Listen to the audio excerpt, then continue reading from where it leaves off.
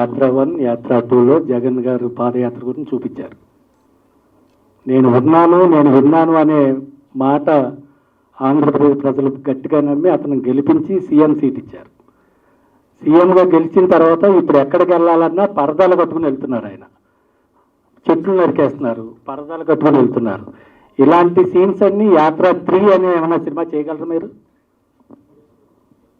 Real స్టోరీగా అంటే మనము మీరు సినిమా రిపోర్టరా పొలిటికల్ రిపోర్టరా అండి? మీరు ఎక్కడ ఉంటారండి? హైదరాబాద్, ఆంధ్రానా? హైదరాబాద్. మీకు అక్కడ పరదాల గురించి ఇక్కడ తెలిసింది మీకు? వెళ్తూ ఉంటాం కదా సార్ అన్ని.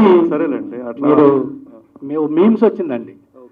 ఇందులో జగన్ గారు కడప బిడ్డ ఎవరి దగ్గర కాళ్ళు వంచడు, కాళ్ళు అతను తల వంచడని మీరు పెట్టారు. అదే మీమ్స్ ఏం చేశారంటే బీజేపీ మోడీ గారి దగ్గరికి వెళ్ళి జగన్ గారు ఇలా వంగి నమస్కారం పెట్టే మీమ్స్ చేశారు.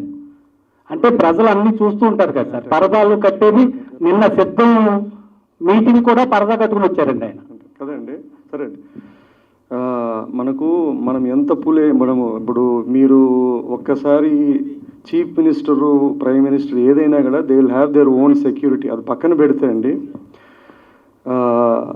మనకి అదృష్టమో దురదృష్టమో ఏంటంటే అండి, మనకు అట్లీస్ట్ తెలుగు రాష్ట్రాల్లో వెరీ గుడ్ మీడియా ఉందండి.